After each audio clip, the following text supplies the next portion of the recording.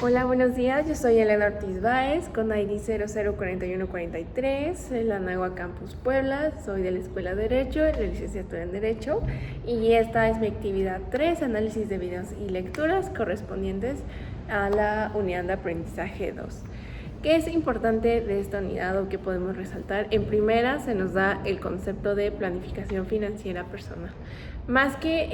Yo quisiera más que abundar en el concepto, me gustaría abordar la importancia que tiene este concepto en toda la unidad, ya que vemos lo que se vio fueron los instrumentos financieros, inversiones y también fondo de pensiones, ¿no? Finalmente, todos estos elementos van de la mano con tener una planificación personal, ¿no? En este caso hablamos de una planificación financiera, que justamente se entiende como un elemento clave para crear un presupuesto, también como para establecerte metas, también para conocer realmente una evaluación de tus ingresos, tus gastos y justo poder tener unas metas financieras mucho más específicas, ¿no? Ahora bien, ¿qué es interesante o qué es importante, no? En primera, en la unidad podíamos ver el tema de diferentes lecturas, ¿no? ¿Qué es interesante de las lecturas? Creo que todas hablaban o abordaban de cierto modo un análisis de diferentes instrumentos financieros, instrumentos de inversión. Primeramente hablaban, por ejemplo, de las criptos, que te dan como un poco del contexto y dónde está actualmente, ¿no? Si realmente son o siguen siendo una herramienta financiera o un modo de conseguir mayores ingresos vigente, ¿no? Hablaba acerca de los retos, también hablaba de todas las partes, cómo es que las plataformas han sufrido diferentes cambios y cómo es que han tenido que ofrecer mejores servicios, pero que muchas veces lo hacen a costa de los mismos usuarios, ¿no?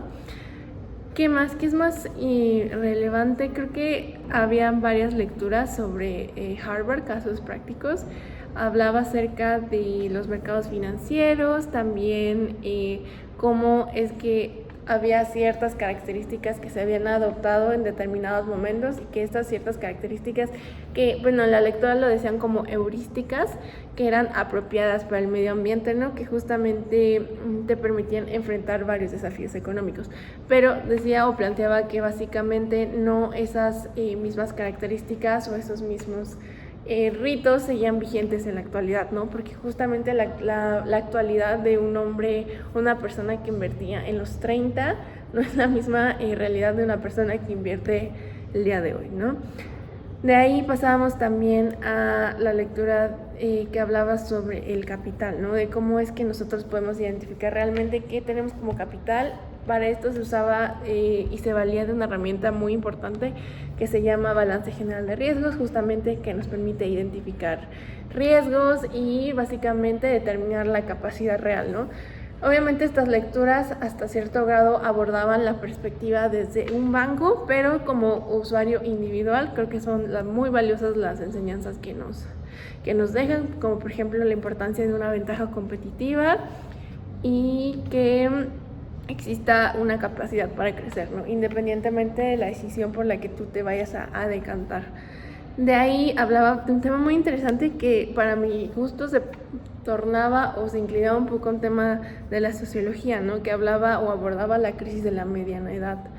También hablaba de evaluar las oportunidades, específicamente hablaba de las valorizaciones, ¿no? Creo que es muy importante. De nuevo, hablaba todo desde una perspectiva de un banco, pero sin duda alguna podemos tener grandes enseñanzas de estos. De ahí varios videos, en primera, que te permiten sumergerte y meterte de lleno en cómo, por ejemplo, cómo funcionan las bolsas de valores, te dan diferentes conceptos muy importantes. De ahí se pasa, a mi parecer, a uno de los videos más importantes que justamente hablan de cómo es que está el sistema de pensiones actualmente en México. Hablaba de la ley del 97 y básicamente qué es lo que nos depara a nosotros como asalariados y como personas que debemos de buscar generar mayor ingreso más allá de nuestro salario, ¿no? En este caso hablaba de los retos, las implicaciones y cómo es que una jurisprudencia llegó o no. En este caso los ponentes decían que realmente no. ¿Cómo es que llegó a cambiar el juego, no? De las semanas cotizadas y el porcentaje que nosotros podemos tener de nuestro salario, ¿no?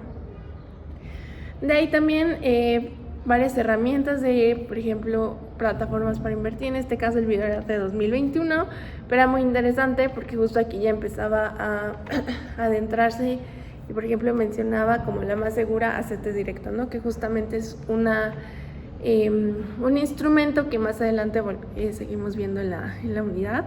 También fue como hablar del tema de las reformas de pensiones en México, todo este tema de la iniciativa que hubo, que básicamente queda lo importante de este video, que nos hablaba de que se buscaban disminuir las semanas laboradas, ¿no? De ahí justamente fue entender el tema de pensiones bajo la ley del 97. Es muy interesante porque, bueno, en mi caso yo no entraría, por ejemplo, en esta ley del 97, porque uno de los requisitos indispensables sine qua non es que comenzaste a cotizar después del 1 de julio de 1997 y bueno, por supuesto eso ya no aplica a todas las personas. Es algo muy interesante que decían en el foro, que todavía había 10 o 15 años de personas que sí estaban cotizando bajo o tenían su pensión bajo esta ley. Entonces todavía sigue siendo muy relevante, muy vigente, muy importante conocerlo, ¿no? Independientemente si tú pertenezcas o no a este tipo de pensión, ¿no? Hablaba pues de los requisitos, semanas cotizadas, edad y el tipo de pensión que tú podrías pedir dependiendo del tipo de edad, y justamente además de hablar de documentos, saldos y pues las modalidades, hacía la introducción finalmente a la Afore, ¿no?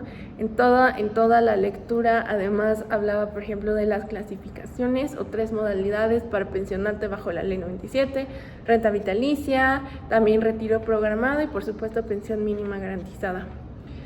También, incluso que se me hizo muy interesante, mencionaba el escenario en el que tú no cumplieras con los requisitos para poder pensionarte bajo esta ley, ¿no? Y pues todos los documentos.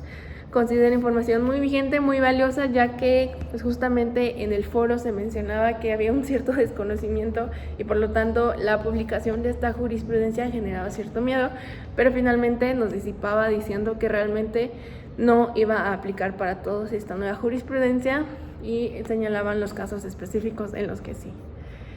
Y bueno, justamente se me hizo muy valioso que pudiéramos aprender sobre qué es una Afore, qué son, para qué sirven, pues en primera saber qué es, qué implica. Justamente algo muy interesante es que decían que la Afore no solamente recibe y administra el dinero, ¿no? Sino que lo invierte. Es que justamente todos estos rendimientos que se generan se busca que se acumulen a tu cuenta de Afore. De ahí también era importante saber qué otros servicios ofrece la Afore: envío de estado de cuenta, administración de tu expediente de retiro, ayuda por desempleo, y también mencionaban una ayuda por matrimonio. Y también decían que en México solamente hay 10 Afores y que se nos asigna una, pero que nosotros podíamos seleccionar o decidir cambiarse por otra y que estos datos podríamos nosotros consultarlos. Y finalmente, como mencioné hace unos minutos, hablaba acerca de los CETES, que justamente hablaban de poner pues tu dinero en este instrumento que está respaldado por el gobierno de México, ¿no? Hablaba acerca de cuáles eran las implicaciones, los tipos, hablando 28 días, 3 meses, 6 meses, 1 año y hasta 2 años, la importancia de las tasas de rendimiento fija en este caso, cuánto es que te va a dar de reingresos, a cuánto te pagan.